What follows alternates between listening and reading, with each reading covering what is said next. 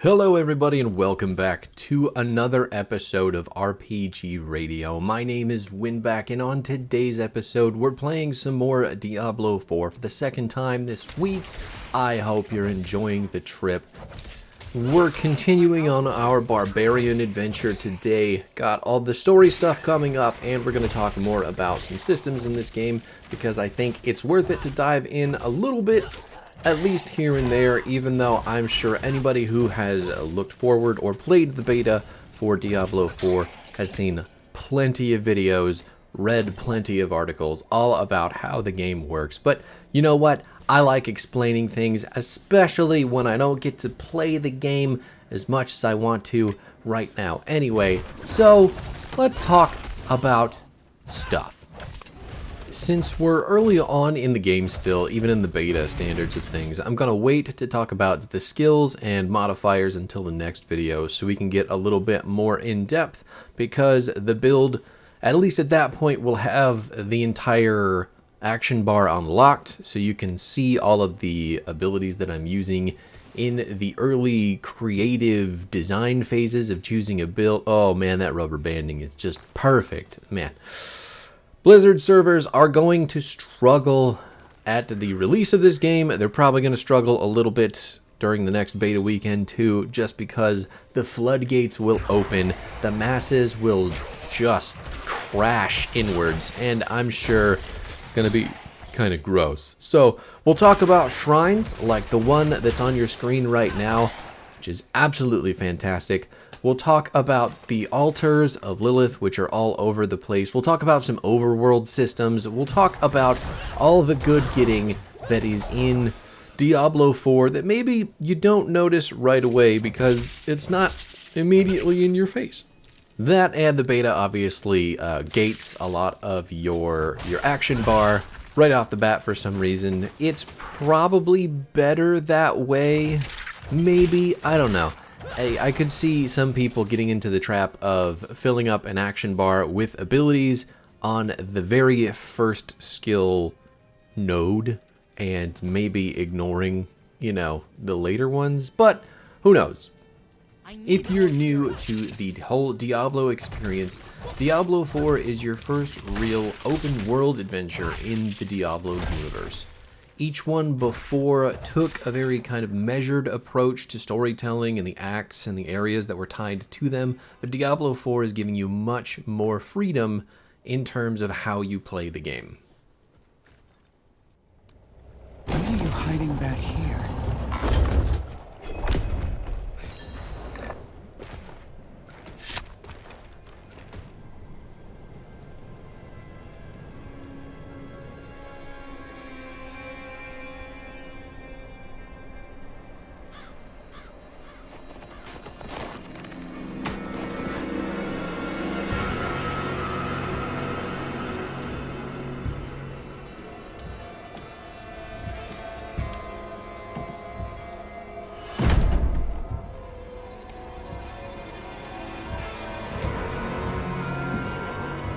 If you're going to trespass into my home,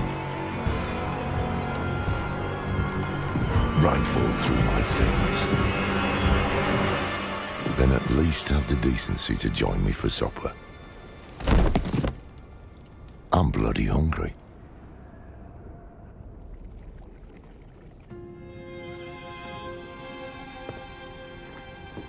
That's quite the story. I wish it wasn't true, but it is. Why did I have that vision? Thank those friendly villagers. They gave you the blood of Lilith. Blood of a demon. Not just any demon. The daughter of hatred. The mother of sanctuary. She was banished ages ago. But this world is her creation. It was prophesied she would come back. What does she want? That's the question. Sanctuary has always been trapped amid the eternal conflict. A war between angels and demons. But Lilith, serves neither side. She has her own plans for us. And me? Am I corrupted? Not sure yet, but you two share a connection. What will you do about it? Use it. Find out what she's after. Good. Then we're in this together. Rest while you can. Then we'll start in Kyovashad. If we can't stop Lilith,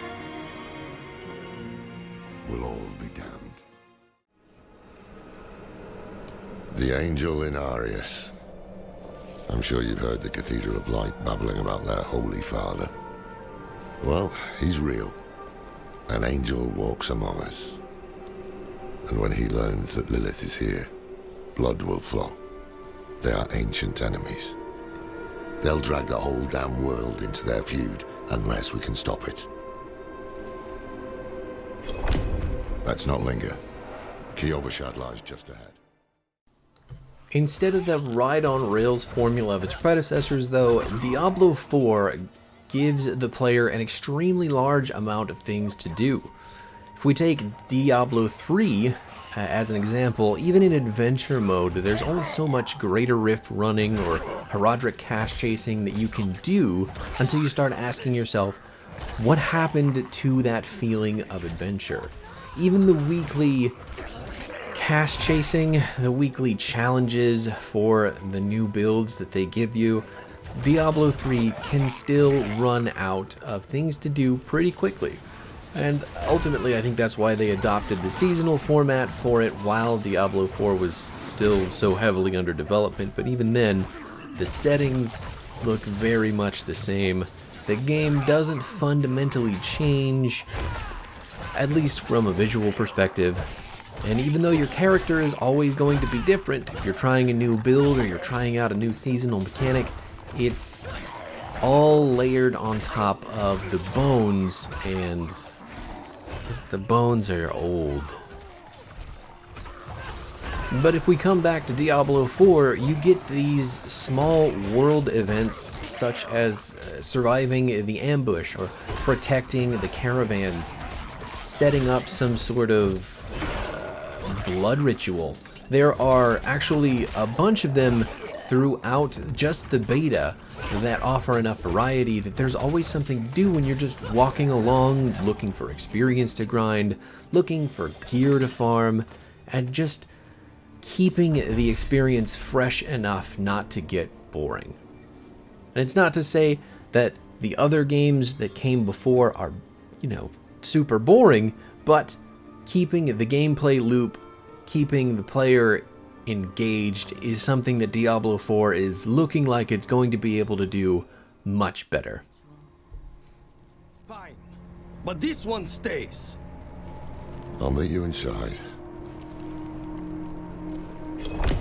Take a piece of holy cedar wood from the shrine and inscribe it with the sin which troubles you. Then cast it into the brazier. As the fire burns the wood, so too will Anger.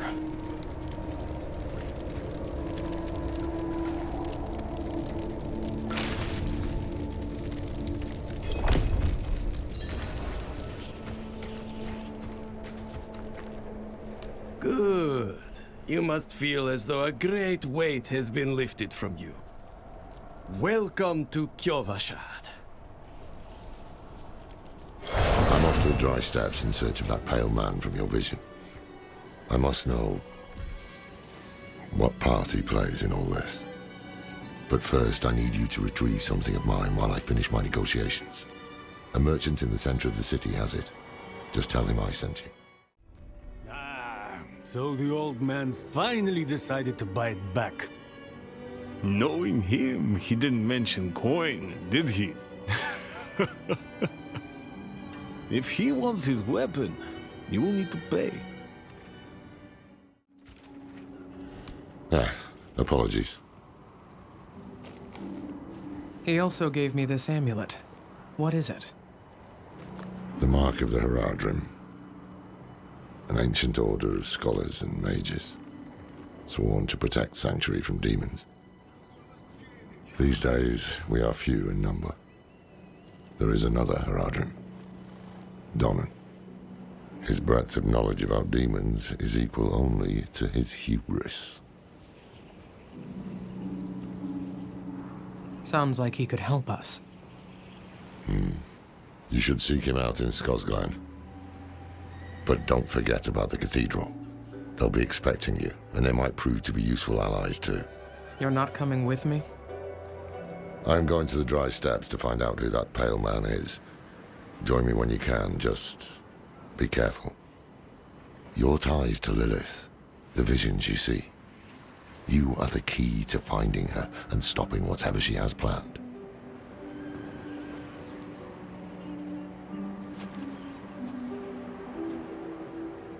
Sometimes, our paths in life are set to collide.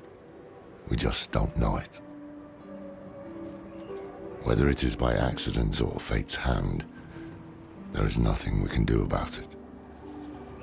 The wanderer lost in the storm, fed the blood of Lilith, saved by a lone monk. Different lives and incidents drawn together. By what? Destiny?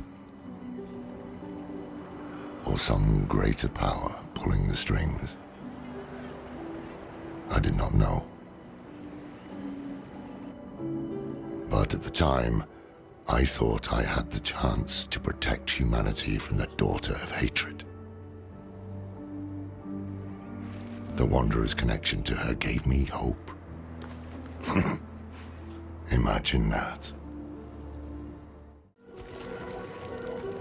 Yes, well, Bozan has yet to return from delivering our tithing demands to Menestad. Perhaps you could sweep the roads and see what's taking him so long. The cathedral must receive its dues. Now let's talk about adventure. Diablo IV, being an open-world game, gives the player a lot to choose from on whatever path they decide to venture off into. First off, and probably most basically, there are side quests. I don't need to tell anybody who's ever played a video game what a side quest is, but I can tell you that D4 is going to have so many of them. In the beta alone, there is around 30 of these. They come from NPCs, they come from items you pick up, lore notes you read, and even other places further beyond that. There are tons of quests, and the game actually gives you a log with which to follow them and your other world events completion. And the more of these things that you do, the more overworld experience, I'm not sure what the actual mechanic is called, but you do have experience that you can share between an entire roster of characters that you get from exploring and finding specific items in the game. Side quests are one of the things that you can check off that list.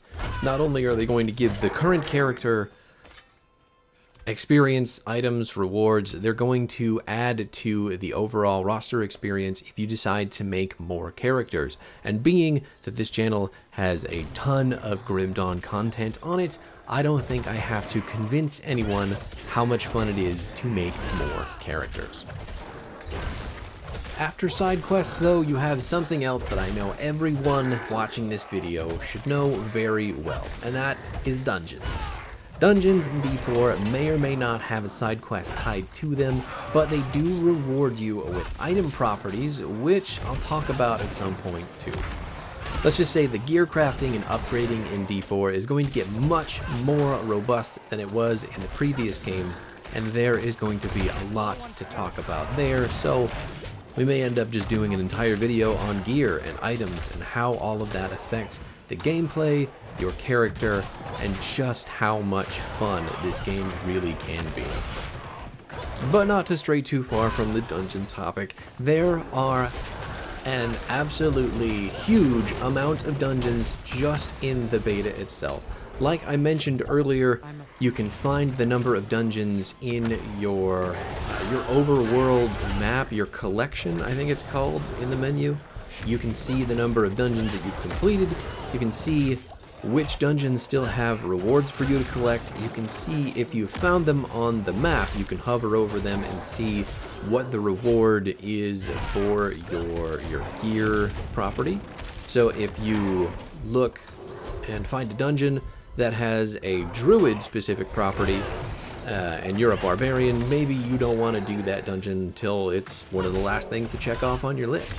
The game has a whole lot of very small quality of life changes that should be present in a lot of action RPGs, and it's just small things that have been eluding other developers for a very long time, and the D4 developers were like, okay, let's get a list of every small complaint that's ever been used against an action RPG developer, and let's put a pin in those so we can put them all in our game and not have those tiny, whiny complaints. It's actually really impressive, and it'll probably make many an action RPG veteran stop and say, wow, man, that's really cool.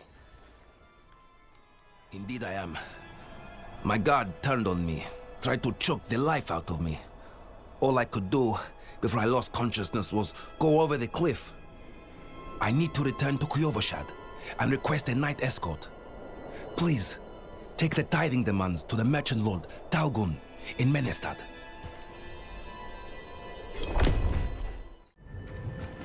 I am so very grateful.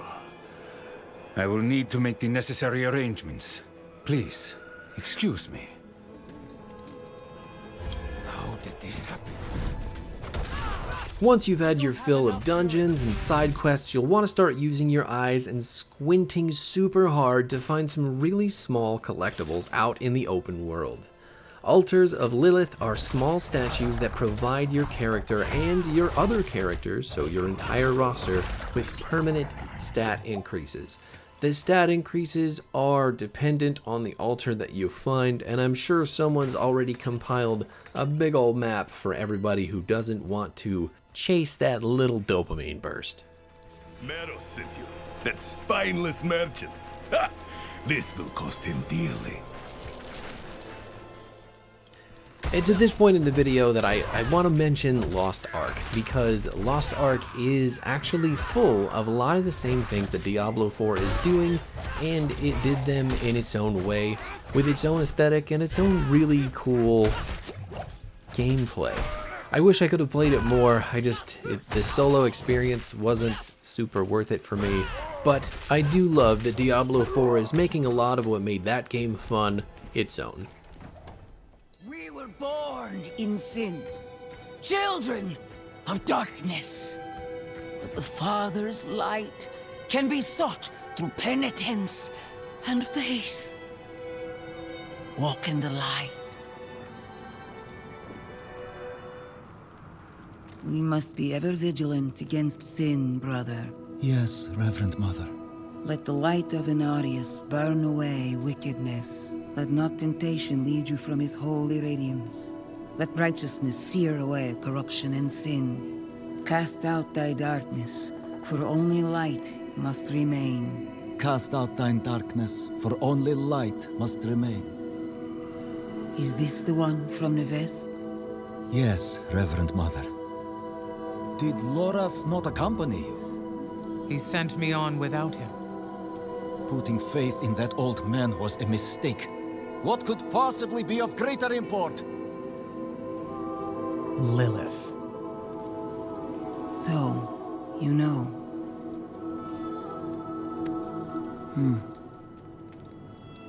We have received word from one of our knights of a demon sighting in Gale Valley.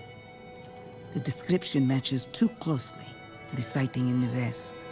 If you would travel to Yelesna and take stock of the events there, you would have the gratitude of the Cathedral of Light. I had thought to send Lorath, but... Again, he fails in his duty. with or without Lorath, the will of Inarius shall be done.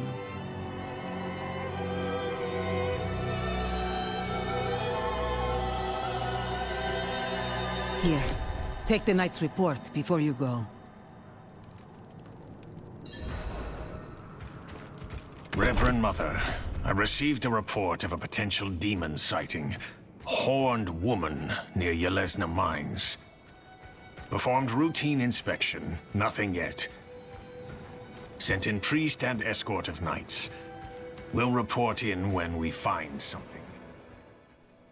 Now, since we're nearing the end of the video, I do want to talk about a lot of the smaller things that will come up in Diablo 4 that aren't huge systems of their own to know about, but are still really cool things that might help you in combat. They might help you get from one place to another. They may help actually make the experience easier for you in some kind of weird, quirky way. One of those things is going to be the shrines all over the world of Sanctuary. Now, there are a couple different types of shrines in Diablo 4, the first of which is going to just be your easy access, click it, get a buff kind of shrine. But the thing that makes them cooler in Diablo 4 than they were in, say, Diablo 3 or any other game in this genre is that the developers have taken a really hard look at what makes things like the shrines interesting. So, for instance, earlier in the game, we picked up an arsenal shrine or an artillery shrine. I can't remember what it's called. But basically, it gives your character the ability to fire off these light arrows, about 5 of them, every time that you attack. And they'll go out either in a straight line if you're using an auto attack or a forward-facing ability. But if you're using a circular AoE ability, they'll fire off in a circle. The game gives you this brand new, very short-lived, but very awesome mechanic to take on a whole bunch of enemies. There may be tons of groups walking the wastelands, and now you've got this big scary shrine on. You can cleave them within a matter of seconds. Specifically with the Barbarian, if you're using Frenzy as your main hand auto attack, your attack speed can get so high that you're launching these arrows at such ridiculous speeds that you're clearing whole rooms with just your left click. It is incredibly impressive. And that's not the only thing. There are other shrines like the Conduit Shrine that will literally turn your character into a ball of light that spits lightning or angelic fire or whatever you want to call it in this game and lets you teleport. You're completely invincible while the Conduit Shrine is going, and you can obliterate stuff around you. It's a super cool reimagining of the Conduit Shrine from Diablo 3, and I give it the pièce de résistance, the chef's kiss. It's absolutely impeccable the way that it's come over to Diablo 4. The second type of shrine that you'll find in Sanctuary is exactly like the first, except they will trick you into fighting big groups of enemies before they give you the buff. Cursed shrines will have you click the shrine and then start spawning waves of enemies for your character to attack.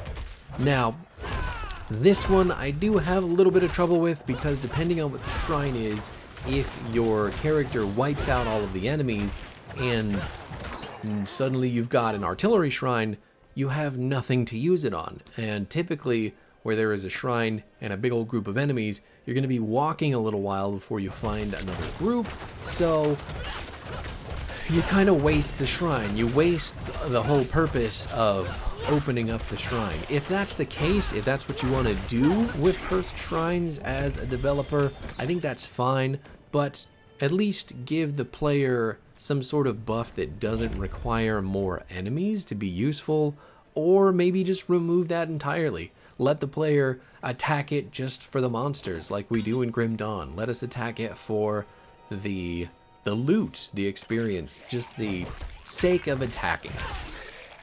And the final shrine that I'm going to mention is a lot cooler, actually. It is, it's something that's new to Diablo, but it is something that Lost Ark, again, probably influenced a little bit because it plays with Diablo's new emote system. Now, emotes are pretty standard as they come right now. You get point, thanks, sorry, all sorts of normal communicative stuff, but there's these shrines out in the world with little, chalk circles in front of them, and you have to stand in those circles and do a specific emote based on what the little shrine riddle says.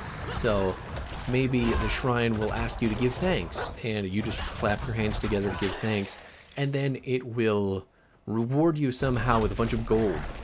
There is a shrine that asks you to say sorry, and the sorry shrine throws a whole bunch of potions on the ground. Not that I think it's a particularly great shrine, but there's other shrines that you can emote at that will make your character completely invisible, at least until you attack.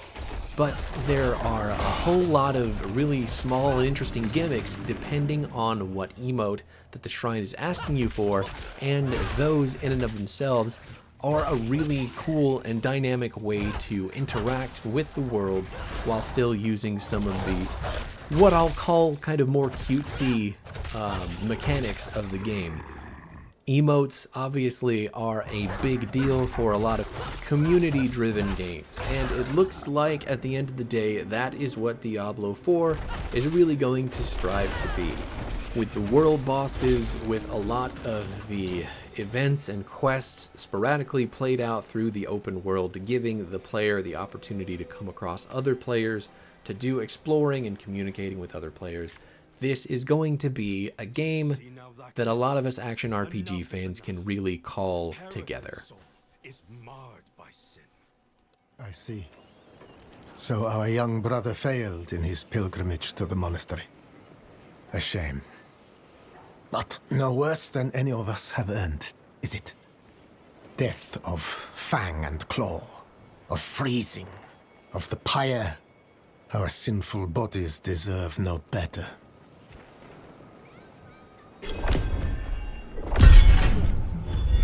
Yes, darkness is all around us, threatening to close in at any moment.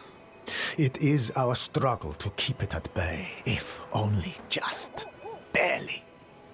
Back when the Knights Penitent still patrolled these woods, they would construct great sanctified braziers to ward off evil.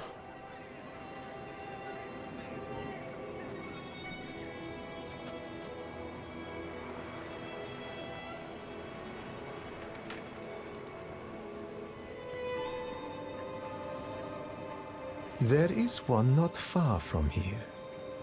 If you wish to help us push back the darkness, you could light it.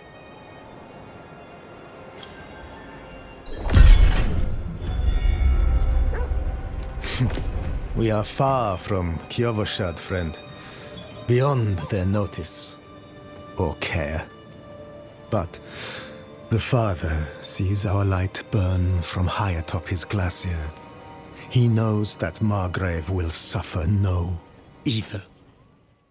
That's it for this episode, though, everybody. Thank you so much for hanging out. Tune in next time, where the builds will get a little beefier, the Barbarian will get a little beefier, and so will the fun. Peace out.